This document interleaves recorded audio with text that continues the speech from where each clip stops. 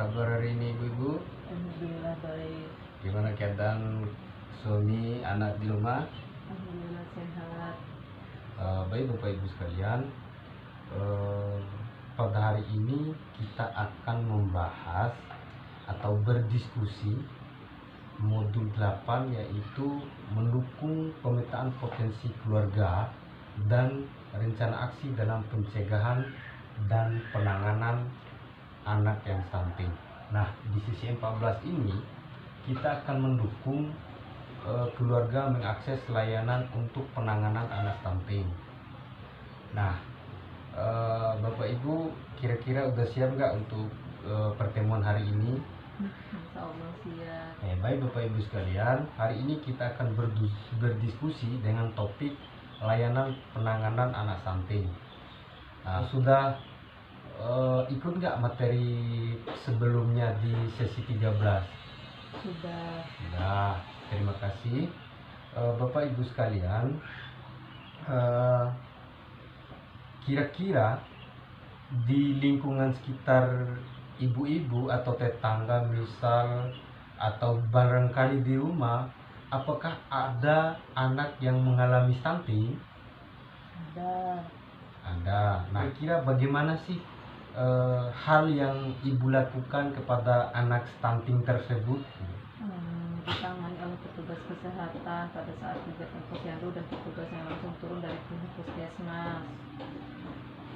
Oke, saya ucapkan terima kasih kepada ibu karena sudah menjawab dengan tepat dan sangat baik sekali. Ibu-ibu KPM yang sama-sama berbahagia, jika ada anak yang mengalami stunting, nah sebagai keluarga dapat mengoptimalkan bansosnya atau bantuan sosialnya untuk pemenuhan gizi anak. Nah, kemudian stimulasi juga harus tetap dilakukan oleh orang tua dan keluarga. Kita sebagai anggota keluarga atau masyarakat dapat menghubungi layanan rujukan yang ada di lingkungan sekitar. Artinya, jadi yang berperan penting dalam pelayanan anak stunting ini bukan saja kita sebagai orang tua, tetapi sebagai keluarga ataupun sebagai masyarakat pada umumnya, kita harus memberikan layanan terbaik pada anak yang stunting. Nah, coba perhatikan ibu-ibu, ini adalah peta jenis sumber daya lingkungan yang digambarkan atau hasil gambar dari kelompok 3 di materi sebelumnya. Kira-kira menurut ibu-ibu sekalian, di mana sih potensi lingkungan layanan bagi anak yang stunting sesuai dengan potensi daerah kita? Nah, semisal kantor camat, apakah ini termasuk sebagai layanan dalam penanganan anak stunting ataukah tidak? Ya. Masuk. Kemudian di puskesmas, apakah ini sebagai pelayanan anak stunting enggak? Termasuk. Nah, jadi di kantor camat, kemudian puskesmas, di kantor desa, itu adalah sebagai pelayanan anak yang stunting. Nah, kira-kira selain ini ada nggak yang belum ibu sebutkan? Ada posyandu. Posyandu, apalagi? Oh, ini posyandu, apalagi? Poskesdes. Ya, betul sekali ibu-ibu. Jadi dalam potensi lingkungan yang digambarkan ini merupakan lembaga untuk melayani bagi anak yang mengalami stunting.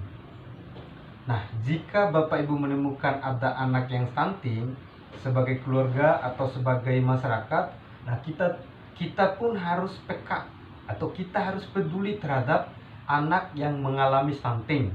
Nah, caranya bagaimana kira ibu-ibu? Nah, caranya ialah mengkonfirmasi atau melaporkan atau mengkonsultasikan kepada lembaga-lembaga sesuai dengan potensi daerah kita masing-masing sanggar. Nah, Bapak Ibu yang sama-sama berbahagia, coba perhatikan di sini. Di sini ada 3 kolom. Kira-kira menurut ibu di sini kan ada kantor camat, puskesmas, puskesdes kecamatan, kemudian TKSK. Nah, di sampingnya lagi ada koordinator kecamatan pendamping sosial PKH. Kemudian ada sekret PKH-nya, kemudian Peksos. Nah, kira-kira tingkatan ini apakah masuk dalam kategori tingkatan kabupaten, ataukah kecamatan, ataukah desa? Tingkat kecamatan. Tingkat kecamatan. Jadi Bapak Ibu, ini kecamatan. Nah, dari lembaga-lembaga ini merupakan layanan bagi penanganan anak yang stunting. Nah, kalau di sini kira-kira apa Ibu? Tingkat desa. Desa. Yang terakhir Kabupaten. kabupaten. Iya. Dalam pelayanan anak yang stunting itu ada beberapa lembaga. Jadi dari tingkatan desa, tingkatan kecamatan sampai tingkatan kabupaten. Bapak Ibu sekalian, yang termasuk dalam tingkatan desa itu terdiri dari ketua RT, ketua RW, kadus, kantor desanya, posyandu, dan lain sebagainya. Di samping itu juga Karang Taruna, pendamping sosial PKH, penyuluh sosial, pekerja sosial, itu merupakan lembaga layanan untuk menangani anak stunting dari tingkatan desa. Ada juga yang dari kecamatan sampai kabupaten, dan ada yang sampai ke pusat. Nah, yakni kontak telepon pelayanan sosial atau yang disebut dengan TEPSA. Nah, di nomornya pun bisa barangkali Ibu catat, ini 1500771. Nah, ini merupakan layanan telepon atau kontak pelayanan sosial bagi anak-anak yang stunting. Selanjutnya Bapak Ibu juga bisa melaporkan kepada petugas sosial atau SDM Peksos sebagai penyelenggara kesejahteraan sosial yang ada di wilayah kita masing-masing. Nah, pendamping sosial PKH pun mempunyai peran yang penting dalam hal membantu atau memfasilitasi Bapak Ibu ketika Bapak Ibu kesulitan atau membutuhkan layanan agar anak kita yang stunting bisa ditangani dengan baik, cepat, dan tepat. Selanjutnya Bapak Ibu sekalian, kita akan melakukan simulasi atau praktik penanganan anak yang stunting. Nah, ibu-ibu kan dalam kondisi yang seperti ini hanya sebagian yang hadir. Kita akan bagi menjadi 2 kelompok. Ibu di kelompok 1 dan yang sebelahnya kelompok 2. Jadi ini adalah cerita. Di sini Bu ada cerita 1 dan ini cerita 2. Nah, di cerita 1 dan cerita 2 ini masing-masing beda kelompok. Coba di cek. Kita ini harus menentukan siapa saja yang berperan dalam menjadi tokoh dalam cerita tersebut.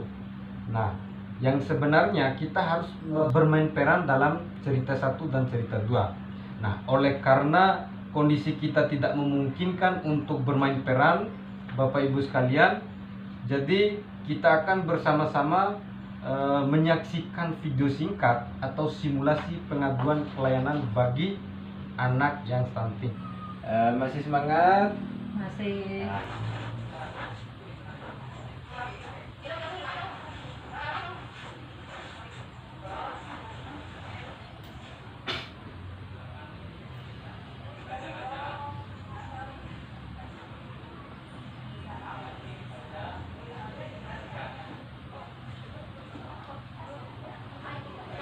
Nah, ini sebagai ibu-ibu KPM yang membicarakan terkait dengan anak yang stunting.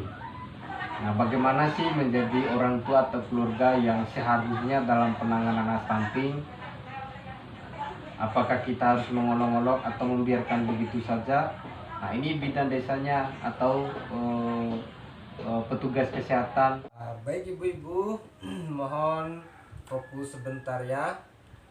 Barusan nih kita kan sudah menyaksikan secara seksama video atau simulasi atau yang disebut dengan praktik eh, rujukan pelayanan bagi anak yang stunting.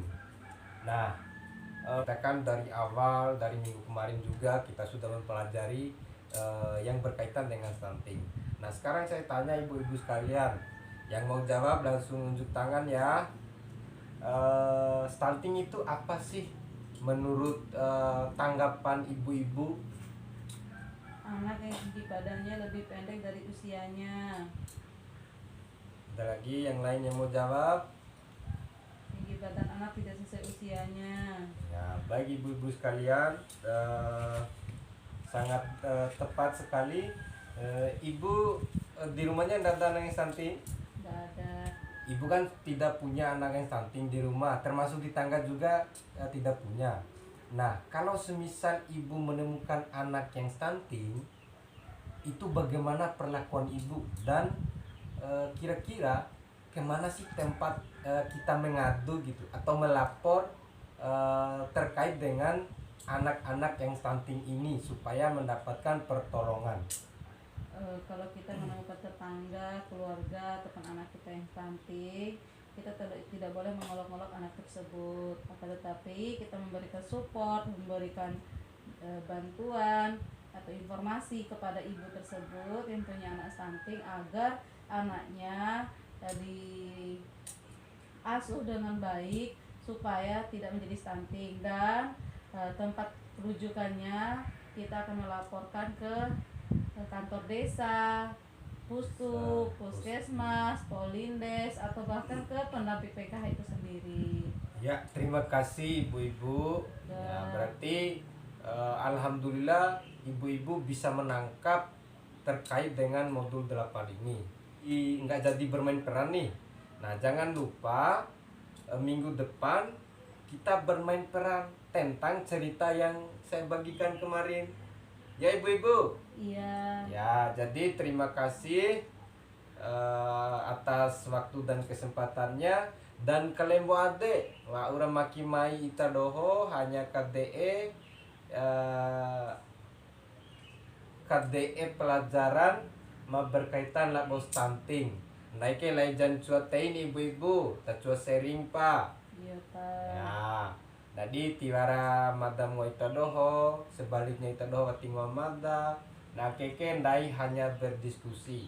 Pulang dari sini ibu-ibu jangan lupa berdiskusi sama suami dan anaknya agar selalu mengoptimalkan bantuan sosialnya yang berupa PKH dan BPNT untuk memenuhi gizi yang seimbang agar anak kita terhindar dari yang namanya stunting. Ya, terima kasih ibu-ibu, lebih dan kurangnya saya mohon maaf apabila ada kata-kata yang salah. Itu datangnya dari pribadi saya sendiri dan saya tidak bermaksud menyinggung ibu-ibu sekalian.